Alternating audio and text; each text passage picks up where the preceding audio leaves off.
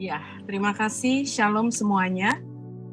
Terima kasih buat Pak Daniel Panji yang telah mengundang saya untuk sharing malam hari ini.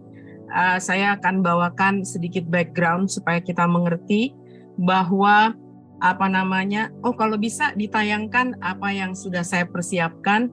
Ya, jadi saya akan berbicara sedikit dulu latar belakangnya supaya kita dapat memahaminya, bahwa huruf-huruf Ibrani dipercaya merupakan batu bata rohani. Huruf Ibrani dipercaya merupakan batu bata rohani dengan prime numbers atau numerical values di dalam penciptaan. Dan setiap huruf-huruf ini atau alfabet, Ibraninya disebut alefbet, itu berisikan tanda-tanda yang mengacu pertama kepada pewahyuan Yesus Kristus yang adalah Alfa dan Omega atau Alef dan Taf. Kita seringkali tahu bahwa Yesus itu adalah yang awal dan yang akhir, tapi dia juga yang ada, yang sudah ada, dan yang akan ada. Sebenarnya itu juga mengacu kepada setiap huruf-huruf ini. Jadi huruf-huruf ini dari A sampai Z atau dari Alef sampai Taf, setiap hurufnya itu memberi kesaksian tentang pewahyuan Yesus Kristus itu sendiri. Dan yang kedua, berisikan kebenaran-kebenaran mengenai kehidupan. Sehingga banyak para rasul, para nabi yang mulai mengambil kebenaran-kebenaran yang terkandung di dalam huruf-huruf ini. Ada pesan-pesan yang bisa disampaikan di situ. Kita mulai aja bahwa 5783 yang kita lihat adalah 2 digit yang terakhir, di mana 80 dan 3 ya. Jadi bukan 8 dan 3 tetapi 80 dan 3. Nah, 80 itu berbicara mengenai, kalau kita lihat gambarannya itu huruf P itu, atau bisa juga dibaca dengan V. Kalau ada titik di tengah maka perubahan cara pengucapannya menjadi V. Nah, P ini numerical value atau nilainya adalah 80, digambarkan sebagai mulut yang terbuka. Jadi kepada kita diingatkan buat di sepanjang dekade ini selama 10 tahun yang sudah dimulai, karena ini kan sudah 83 ya, maka diingatkan pentingnya peranan mulut kita. Mulut kita itu kita harus waspada untuk apa yang kita ucapkan, dan kita sebagai hamba-hambanya biarlah kita mengisi atmosfer bumi, atmosfer lingkungan, atmosfer kota, atmosfer bangsa, atmosfer rumah tangga dengan perkataan-perkataan yang membangun iman, yang memiliki pengharapan dan kasih, dan kita melakukan nubuatan-nubuatan dan menghindarkan dari setiap perkataan yang sia-sia, perkataan hoaxes atau pemutarbalikan fakta dan dusta. Jadi kita akan bertanggung jawab di sini dengan mulut kita. Kalau kita tidak memperkatakan kebenaran, kita akan ngeri juga di tahun 83 ini ya, Saudara. Nah, kemudian sebelum sebenarnya saya agak kelebihan, sorry, saya mau singkat dulu. Sebelum saya mau bicara tentang P ini, kita harus mengerti bahwa kalender Ibrani itu, modern calendar, ini sekarang modern calendar itu agak berbeda dengan klasik, dengan kalender Ibrani ancient atau Alkitabiah yang zaman dulunya, yang disebut kalender Tuhan. Ada sedikit debate mengenai perdebatan antara para historian bahwa ada missing years di situ ya, ada perbedaan kronologis. Jadi kita diminta untuk boleh untuk melihat pewahyuan Yesus Kristus di tanggal-tanggal Ibrani atau kehidupan, tetapi tidak untuk menetapkan penanggalan kedatangan Mesias itu, karena ada missing years-nya di situ ya. Itu saja yang saya sampaikan. Saya akan teruskan. Jadi mulut kita ini kita harus sangat-sangat berhati-hati di sepanjang dekade ini. Sama seperti waktu para nabi diminta untuk bernubuat, seperti mengunyah gulungan kitab yang di mulut itu terasa manis, kemudian setelah masuk ke dalam perut itu terasa pahit. Demikian juga sebelum kita bernubuat, maka setiap gulungan kitab atau firman itu harus menjadi rema dan kita meditasikan sehingga waktu masuk ke dalam mulut kita itu manis, tetapi akan terjadi sebuah proses di dalam diri kita, hal yang pahit, yaitu firman itu mengerjakan di dalam kita. dan membuang atau memulihkan atau mengangkat, sehingga waktu kita melepaskannya itu mengandung kuasa karena terjadi sesuatu di dalam diri kita. Haleluya. Ya, kemudian lanjut dengan next screen-nya. Huruf Gimel atau angka 3 ini, Gimel memiliki numerical value 3. Kalau saudara lihat penulisannya itu seperti itu, jadi terdiri dari 2 huruf yang menjadi satu, yang Vav yang nilainya 6 dan Yod yang nilainya 10, ya. Dan kita melihat ini merupakan 6, angka 6 itu angka manusia, dan sepertinya Yod ini sebenarnya juga bisa bicara tentang tangan, tapi dalam hal ini itu juga bisa disebut kaki. Jadi gambaran Gimel ini gambaran manusia yang berjalan, Nah, sebelum saya mau lanjut tentang Gimel, saya akan memberitahu bahwa Gimel ini karena Ibrani itu mirip dengan bahasa Arab yang ketika kita bacanya dari kanan ke kiri. Jadi kalau kita melihat letaknya huruf Gimel itu sedang berjalan ke kiri menuju huruf Dalet. Kita lihat Gimel sedang berjalan menuju Dalet angka 4. Dalet ini adalah, kalau kita lihat ini seperti pintu yang terbuka, tetapi ini juga manusia yang sedang menunduk. Nah, melambangkan seseorang yang rendah hati atau miskin rohnya, seseorang yang membutuhkan kemurahan, seseorang yang membutuhkan pertolongan, seseorang yang menantikan pertolongan dari seseorang yang benar, seseorang yang murah hatinya. Gimel ini adalah gambaran orang yang benar, or the righteous one, yang penuh dengan kemurahan, dan dia menuju kepada orang yang unrighteous. Ini kalau kita tanya kepada para rabi akan berbicara seperti ini, bahwa Dalet ini adalah orang yang poor in the spirit, yang membutuhkan pertolongan. Jadi Gimel ini mewahyukan Yesus Kristus. Tadi saya katakan setiap huruf-huruf ini memiliki pewahyuan atau kesaksian mengenai Yesus Kristus yang adalah Alfa sampai Omega. Dan hal ini Gimel mewahyukan Yesus Kristus sebagai sang kebenaran itu, sang penebus yang berjalan menuju umat manusia yang miskin rohnya, yang pintu hatinya terbuka dan yang membutuhkan anugerah keselamatan.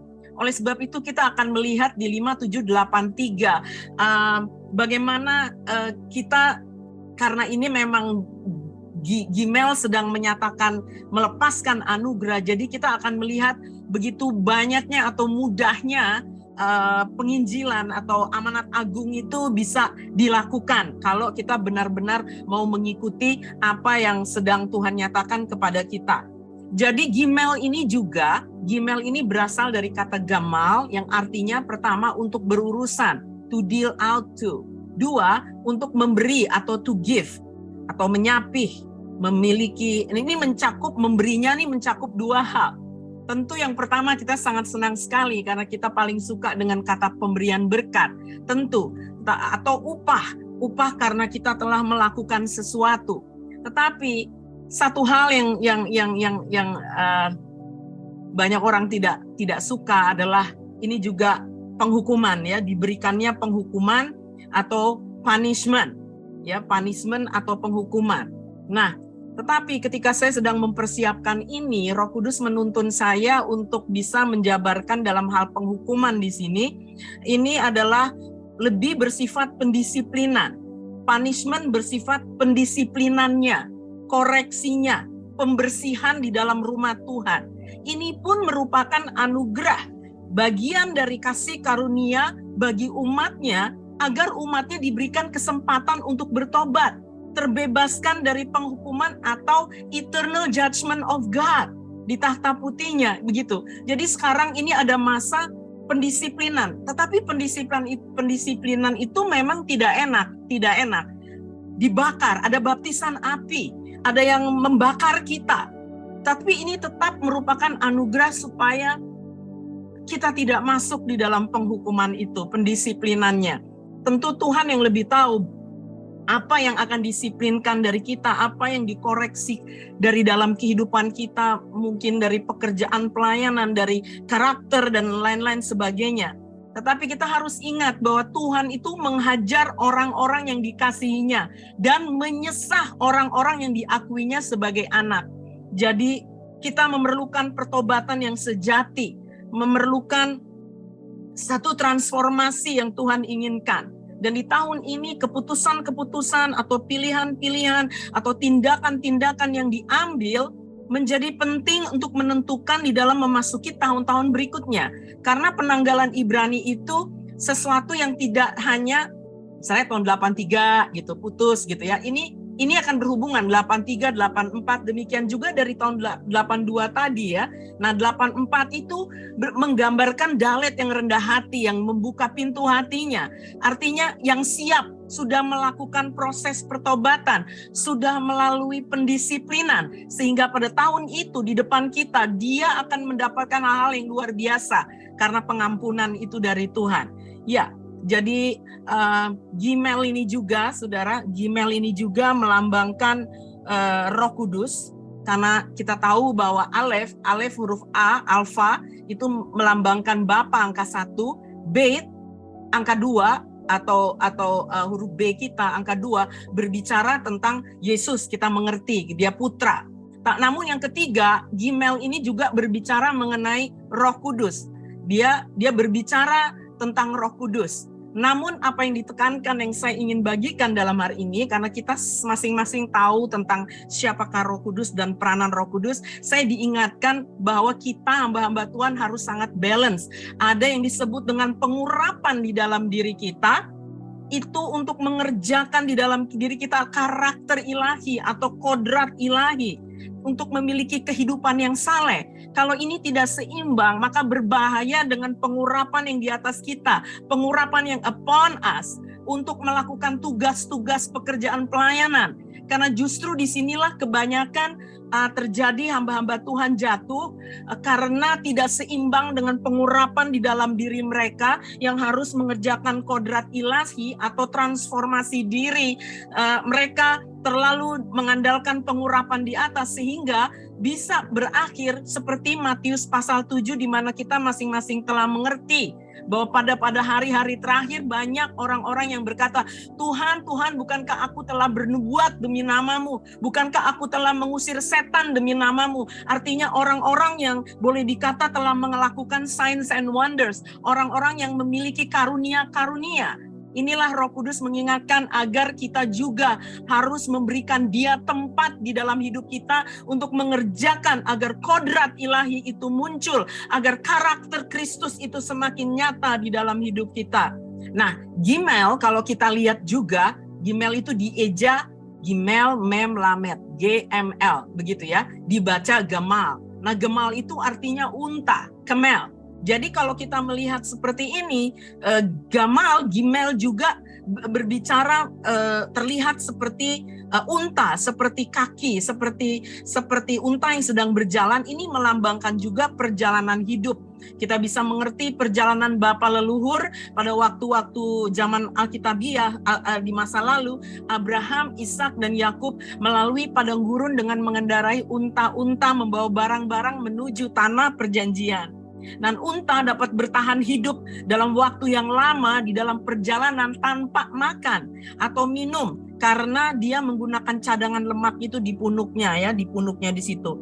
Nah, unta-unta merupakan tanda kemakmuran dan pengembangan rute perjalanan dagang kalau dilihat pada waktu-waktu yang lalu. Unta dipakai di dalam Alkitab juga sebagai alat naratif bagi kita untuk menunjukkan kekuatan dan status. Jadi kita bisa melihat di sini bahwa di tahun 5783 apabila kita adalah orang-orang yang mana Tuhan berkenan untuk kita mendapatkan berkat-berkatnya dan memberi upah, maka di tahun ini juga kita akan melihat supernatural, berkat-berkat yang supernatural itu turun ya, dan kita melihat kekuatan dan status perjalanan hidup kita ini Tuhan akan mengangkat untuk tujuan kemuliaan Tuhan, akan ada keberhasilan di situ. Nah, saya juga diingatkan baru tadi ketika menyembah, Gimel ini terhubung dengan Gideon ya.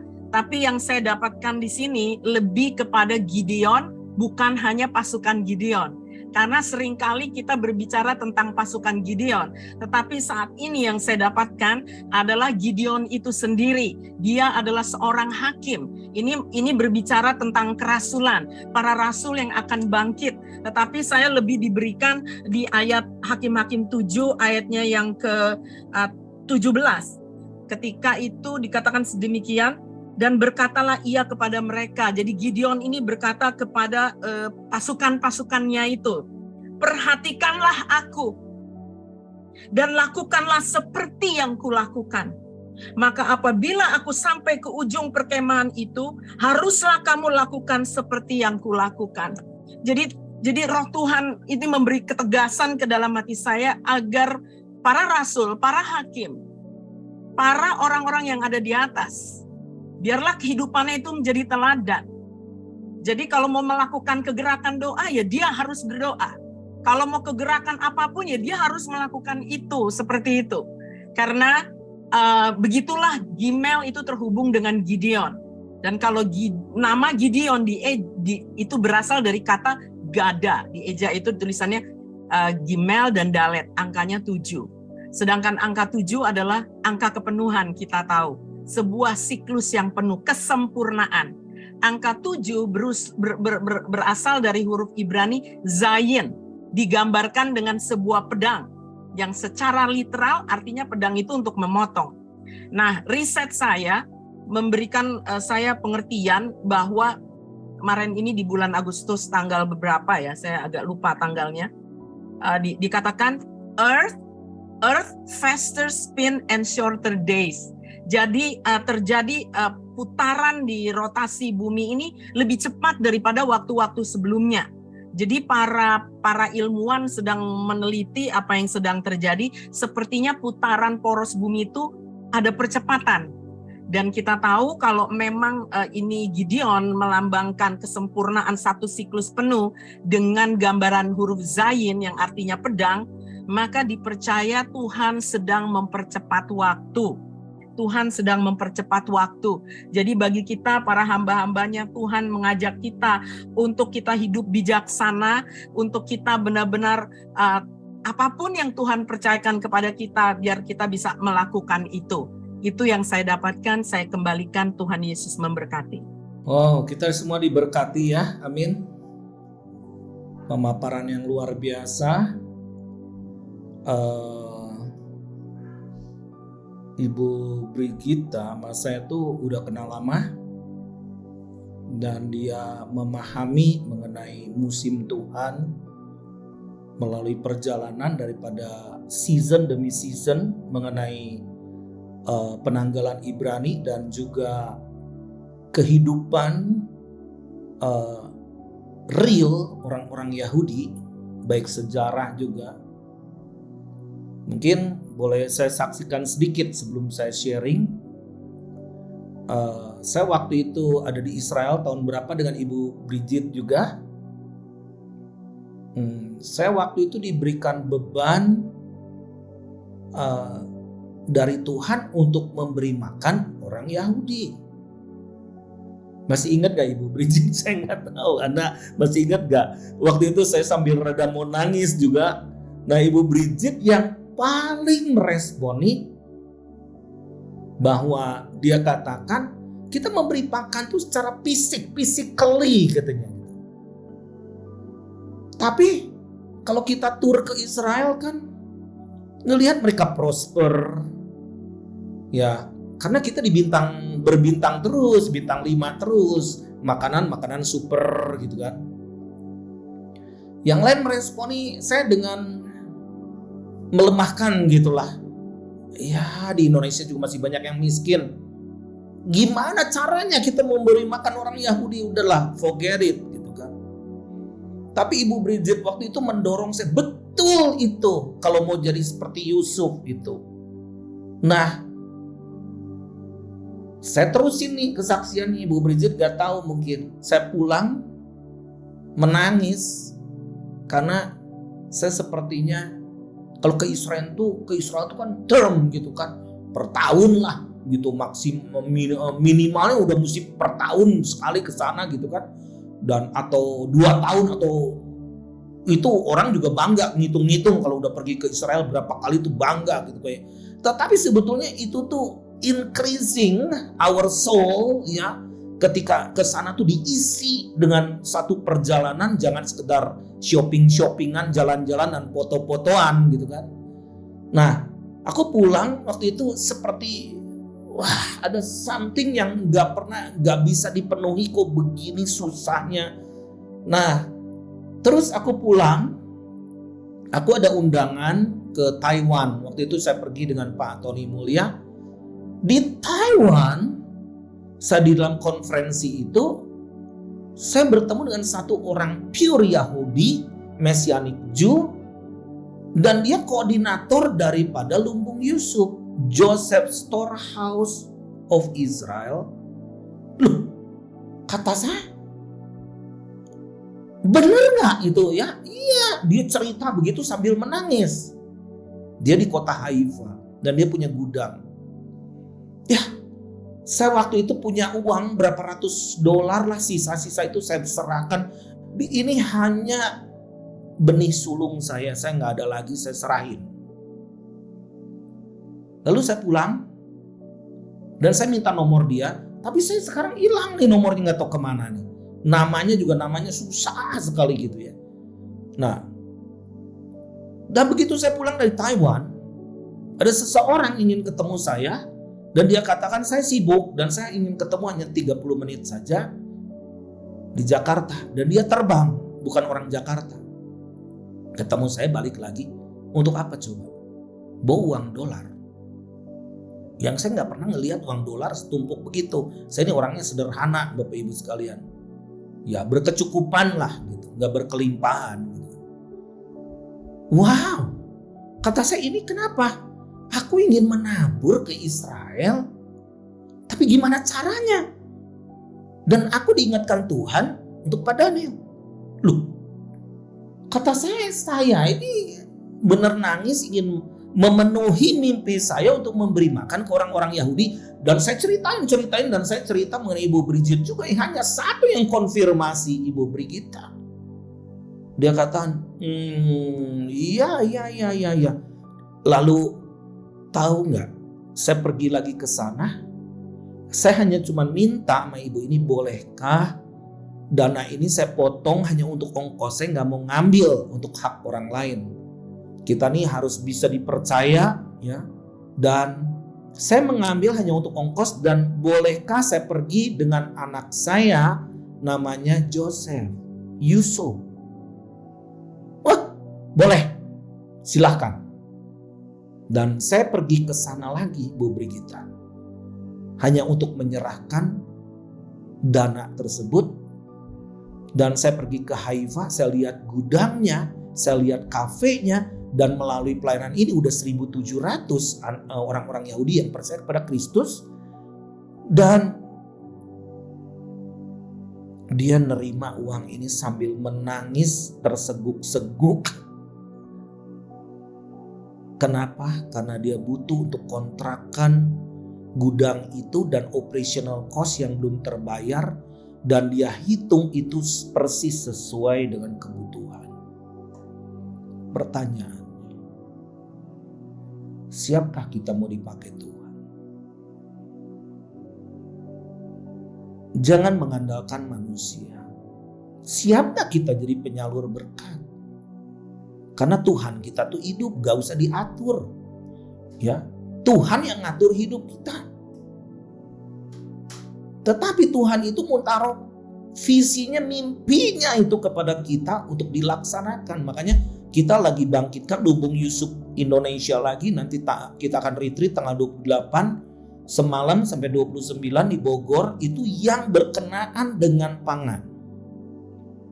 Yang berkenaan dengan pangan. Yang enggak usah. Atau aku mau berdoa untuk pelayanan misi mengenai Lumbung Yusuf, boleh. Ada kontribusinya.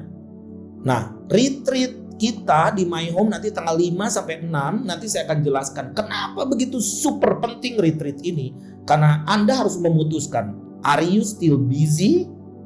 Atau Anda mau letakkan semua gadgetmu dan programmu, dan benar-benar ini panggilan Tuhan nih, saya katakan nih. Nah, tolong slide-nya Bill, tolong slide. Banyak hal yang sama yang saya utarakan tetapi saya akan skip yang nggak perlu ya, supaya nggak 2 kali. Nah, tahun Ibrani tahun 5783 ini mulai tanggal 25-26 September ini. Next. Ini sudah dijelaskan oleh Ibu Brigita. Terus next. 80 mulut. Jadi kita harus jaga dari kelimpahan hati mulutnya berbicara. Nah, apa yang keluar meskipun something is impossible seperti waktu itu saya kesaksian itu mengenai memberi makan orang Yahudi, gimana gitu kan. Nah, tetapi saya hanya katakan, Tuhan, aku mau menjadi pelaksana mimpi itu. Kok bisa kejadian gitu kan. Nah, next terus ya, kita lihat Alep itu bapa, Bet itu anak, dan terus pribadi yang ketiga tuh Roh Kudus ya, Gimel ya. Terus saja. Nah, terus skip lagi. Nah, ya terus saja. Terus skip lagi. Oke. Nah, sebelumnya kali ya, tadi ya, yang sebelumnya. Kita lihat. Ini seperti orang yang menunduk dan berjalan, dan Dalet itu adalah orang miskin. Jadi diberkati untuk menjadi berkat. Krisis akan melanda dunia. Oke? Siapa yang gak terimpas dengan krisis yang ada? Saya bergerak di gerakan doa juga. Indonesia mengalami berbagai turbulence.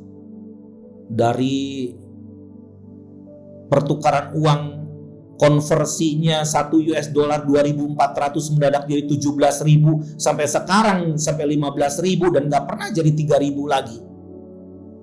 Nah, tetapi apakah kita kekurangan sesuatu? Indonesia diprediksikan pada waktu itu tahun 2000-an itu akan menjadi negara gagal. Tetapi justru sekarang kita mengalami satu peristiwa di mana negara lagi 100 negara dalam keadaan krisis dan 63 negara akan mengalami kebangkrutan secara ekonomi, ya. Tetapi justru Indonesia sedang melambung. Meskipun terdampak krisisnya, enggak mudah juga, berat juga. Tetapi kita lihat bagaimana Indonesia ditunjuk Pak Jokowi menjadi presidensi G20, swasembada pangan. Apakah memang kita udah makan berasnya berkurang atau gimana gitu kan? Tetapi tangan pemeliharaan Tuhan itu begitu luar biasa menyertai kita.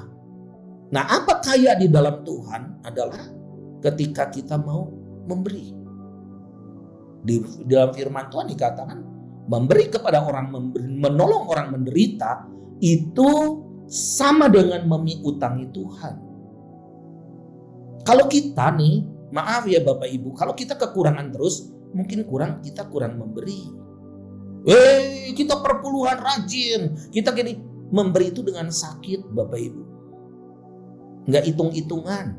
Juga memberi itu bukan sekedar kalau aku memberi aku akan dapat segini, 100 kali lipat, 30 kali, nggak usah dihitung. Yang gitu nggak pernah dihitung. Saya bersyukur bahwa saya punya mentor, salah satunya adalah kakak saya. Dia orang baru pensiun dari marketplace, dia seorang pendeta, tetapi very straight, galak banget urusannya. Tadi berapa jam mementor saya lagi, dan Daniel kita jadi hamba Tuhan pada saat ini hati-hati masalah keuangan. Karena dari keuangan muncul perjinahan, muncul masalah-masalah lain. Di dalam Roma 1 itu. Ya, kita mesti saling mengingatkan satu dengan yang lain saat ini. Oke, next terus. Jadi ini the year of judgment. Oke. Di dalam Yesaya 3 ayat 11, celakalah orang fasik, malah petaka akan menimpanya sebab mereka akan diperlakukan menurut perbuatannya sendiri. Kenapa orang yang tidak terjamah sekian puluh tahun hari ini lihat di TV bisa menjadi tahanan seperti itu? Kalau bukan intervensi Tuhan, nggak mungkin juga. Nah, jadi we have to be very careful. Daniel itu artinya God is my judge. Tuhanku adalah hakimku. Jadi mungkin kita nggak ketahuan orang, tetapi satu saat Tuhan itu akan benar-benar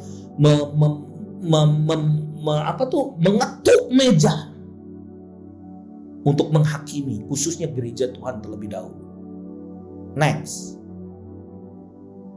Nah, ini kita lihat tahun 5783 dilambangkan dengan huruf Gimel. Ini berbicara tentang kelimpahan bahkan di masa-masa sulit sekalipun. Saya sampai pernah ke El Al-Fayum di Mesir, itu tempat lumbung Yusuf ribuan tahun yang lalu. Sampai sekarang airnya melimpah dan gandumnya itu kok bisa ya gandumnya itu masih berjibun-jibun. Saya dengar dari kakak saya, Daniel, kita tuh we need to learn from Egypt. Karena dia pernah ke Al Zaitun ya di Indramayu. Mereka punya pertanian teknologi Israel, bahkan mereka bisa berhasil menaruh beras-beras tuh 3 tahun tidak berkutu. Tetapi mereka katakan di dalam firman Tuhan ada 7 tahun. Jadi kami terus meneliti bagaimana supaya bisa awet selama 7 tahun. Wow, saya katakan Ismail itu anak Hagar. Mesir, ada berkat di Mesir. Berkat Tuhan itu yang melimpah termasuk kesehatan dan keselamatan. Jadi kebutuhan untuk bermurah hati. Nah, mujizat apa sebetulnya yang kita ini? Mujizat blessing. Mau punya 10 ruko pengen 20. 10 cabang gereja pengen jadi 100. Bikin goal 1000 gereja. Bikin goal lagi 10.000 gereja. Nggak inget gereja lain gimana? Kita nih harus buang dari self. Ya, dari untuk kepentingan pribadi. Tetapi kita lihat kenapa 2000 tahun yang lalu Yesus berkhotbah secara massal, bertobatlah kerajaan Allah sudah dekat di bait Allah. Kenapa? Karena terlalu banyak transaksi sementara bait kudusnya kosong. Di bait Allahnya kosong, banyaknya di pekarangan. Tukar-tukar uang, tukar barang dan lain sebagainya. Nah, jadi apa yang Tuhan mau adalah mujizat itu ada di tangan kita dan bagaimana keputusan kita untuk kita murah hati kepada yang miskin.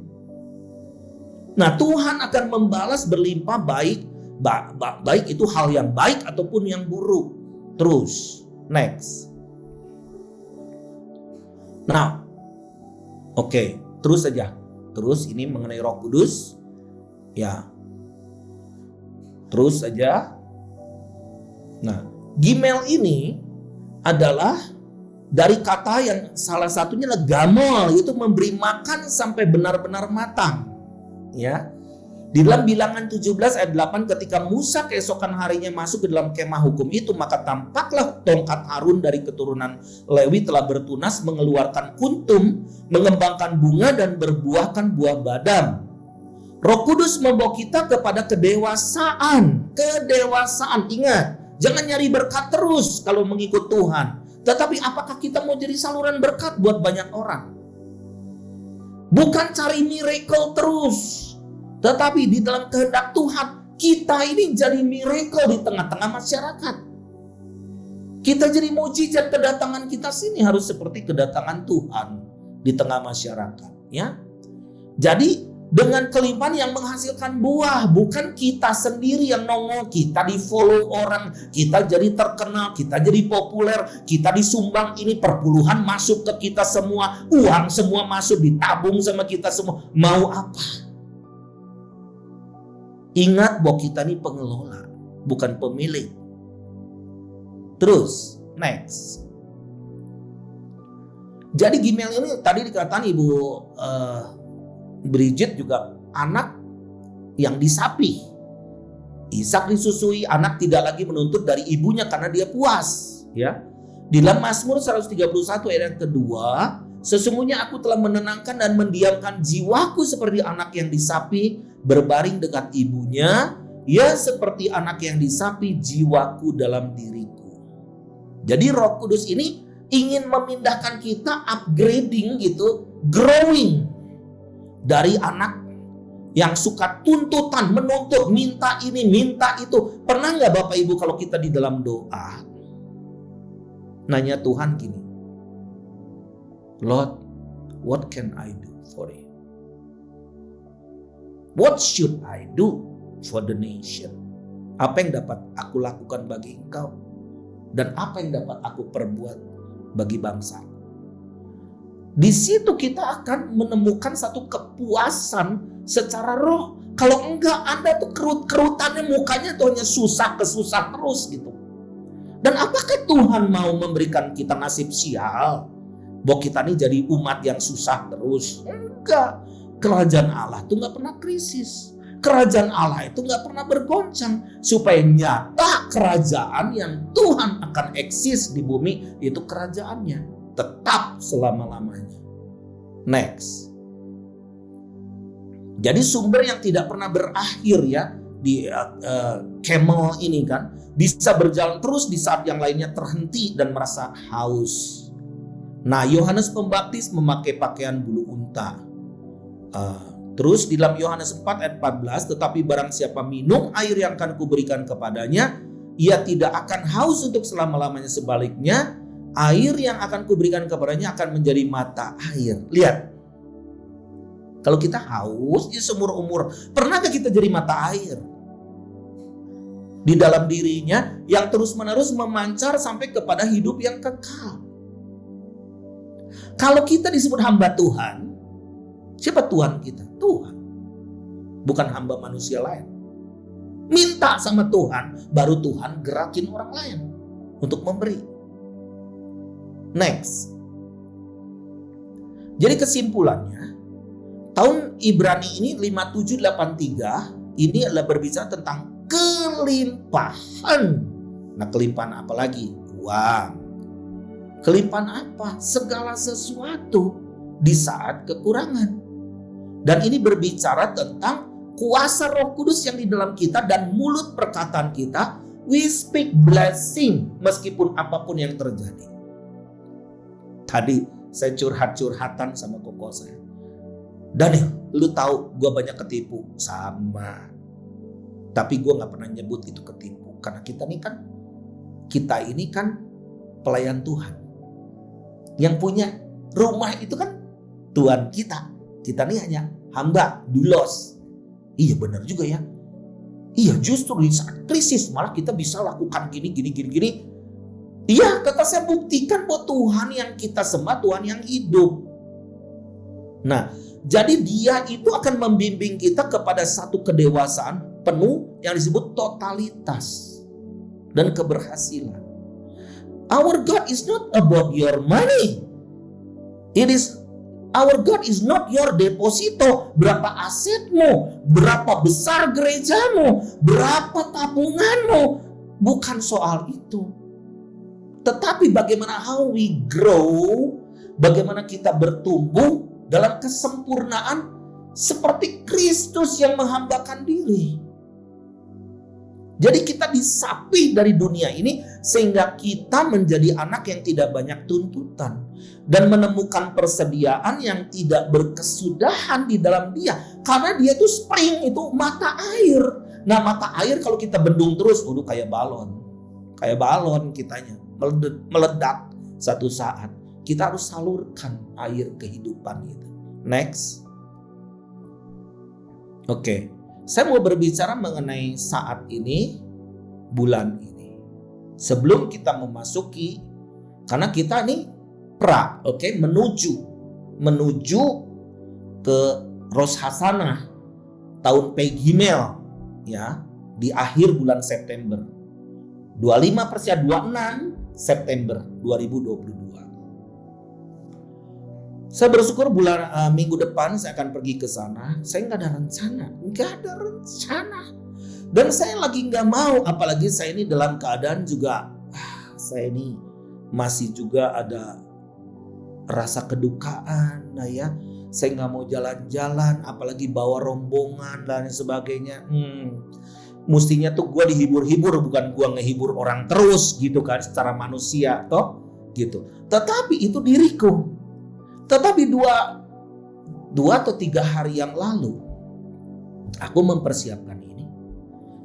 Aku udah minta Ibu Bridget, loh kamu pergi ke sana, ke Israel. Deh, pergi gimana? Aduh, ceritanya panjang nih. Itu bisa aku call Lisa. Mungkin gak aku berangkat? Mungkin. Loh, bikin visa tuh sebulan loh. Dia kata enggak. Aku udah bikinin buat Koko. Dia ngomong gitu. Hah? Kok gak bilang-bilang? Kalau aku gak pergi ke sana nanti gimana? Itu. Aku yakin Koko akan berangkat. Meskipun udah diganti nama hamba Tuhan lain. Diganti hamba Tuhan lain. Jadi maksudnya gini. Hamba Tuhan lain itu jadi pembimbing rohani. Aku tuh sebetulnya ingin banyak doa. Bukan mau bawa playgroup nih. Sorry. Ada beberapa mungkin yang ikut nih. Ya. Please grow. Karena kita ini ke sana bukan ingin minta blessing. No. You have to grow. Oke. Nah. Jadi tiket gak ada, pesawat penuh. Udah, visa itu udah mujizat buat saya. Kenapa kok bisa? Orang yang lain pengen ikut juga gak bisa. Aku udah siapkan. Apa salah? Mungkin kesalahan orang jadi benar. Tiket gimana? Bisa sesuai ucapan. Kata book, mulai book. Pas lagi nge-book ada 1 orang cancel, masuk itu. Karena di kontak dengan orang airline-nya, ini ada 1 cancel, Z masuk. Do you know that somebody support me for my ticket? Percaya gak sih saya ngomong begini nih, gitu kan? Nah, ini bulan menuju ke Rosh Hashanah itu, Peggy Mel itu disebut bulan Elul. Jadi ini preparation time. Waktu persiapan bulan September menuju akhir ini. Persiapan apa? Changing the season. Anda lihat orang Yahudi juga kan, juga banyak orang Yahudi itu secara orang globalis kan, mereka itu di tahun Shemitah. Shemitah itu di mana dekade ini Shemitah, sebelumnya ini tahun-tahun sebelumnya ini disebut Shemitah, tapi tahun ke depan biasanya krisis itu terjadi 7 tahun. Anda observe sendiri 7 tahun ke belakang, 7 tahun. Karena saya penggerak doa jadi saya ngerti gitu. Tahun berapa ada event doa, tahun berapa ada event doa, itu lagi krisis. Mereka menunggu. Sampai ada suara trumpet itu. Nah, jadi preparation time-nya disebut Shelah. Kita butuh retreat loh. Retreat itu artinya apa? Retreat itu mengosongkan diri, bukan sesi ini kita dengar ini, sesi itu kita dengar itu. Alah, kita nih udah kebanyakan info sebetulnya nih. Jadi retreat itu artinya pull back from the danger zone. Anda ada di titik bahaya. Mundur. Ada di tepi jurang. Nah, kita harus ucapkan, deklarasikan untuk menuju satu klik ini with the retreat ini, Selah namanya. Nah, untuk mencapai satu destiny. Tahu nggak Bapak Ibu, semakin after pandemi, saya ini kok semakin sibuk. Banyak orang mau datengin saya, orang Korea lah, orang ini. Tetapi aku mesti seleksi. Bahkan orang-orang Bandung mau ikut, mau ketemu saya gini. I said, please, bulan ini jangan diganggu. Malah khotbah juga saya delete tuh beberapa, karena saya takutnya nyangkul terus, padahal bukan untuk musim menyangkul gitu kan. Nah, action to destiny dulu, action to destiny. Ya. Jadi Elul ini adalah impian-impian kita yang hancur, yang berusaha untuk eksis, berusaha untuk hidup, berusaha untuk Anda bisa survive. Di empty dulu, selah dulu, karena Tuhan akan pulihkan kembali. Jadi bulan Elul ini adalah the month, bulan di mana raja ini setiap bulan Elul itu turun keluar dari istananya, sama dengan kayak Pak Jokowi ke masyarakat gitu kan. Nah, jadi biasanya Pak Jokowi tuh, ketemu ini kasih jaketnya, Pak Jokowi itu luar biasa, kadang pakai jaketnya diserahin, terus aku pengen sepeda, dikasih sepeda gitu, anak kecil gitu ya. Nah, ini bayangkan raja ini keluar dari istananya ke rumah-rumah yang disebut pay bed itu rumahnya. Nah, untuk mendengar, untuk menelusuri, untuk mengetahui, untuk observasi, untuk memutuskan sesuatu. Jadi ini luar biasa banget. Jangan sampai Pak Jokowi lewat rumahmu, kau lagi tidur. Atau lagi bahasa Prancisnya riwe, terus zoom, terus pakai gini sampai gak kedengeran. Nah, jadi sebetulnya kalau ini di dalam ayatnya, Elul ini kisah Kidung Agung 6 ayat yang ketiga. Aku, coba saya baca ya.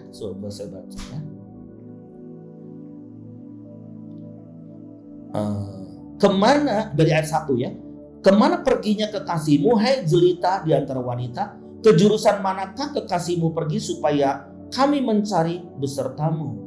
Kekasihku telah turun ke kebunnya, ke bedeng rempah-rempah untuk menggembalakan domba dalam kebun dan memetik bunga bakung.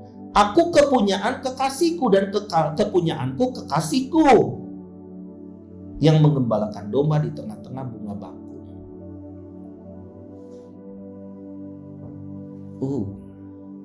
Ini dari something yang disebut intervensi kasih dari sorga.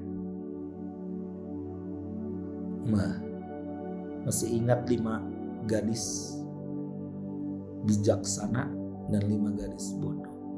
Sebetulnya 10 ini gak bodoh. Mereka udah tahu. Udah persiapan, well dressed, dress well bener-bener. Udah gitu bawa pelita. Cuman kurang aja. Karena udah malam, capek, tertidur. Kita ada di tengah malam. Jangan sampai roh kita tidur. Masih ada minyak. Mari jumpai dia malam hari ini. Sang kekasih mau datang. Katakan, tahu nggak Bapak Ibu sekalian? Tadi Jeremiah bagus nyanyi lagu The Goodness of God.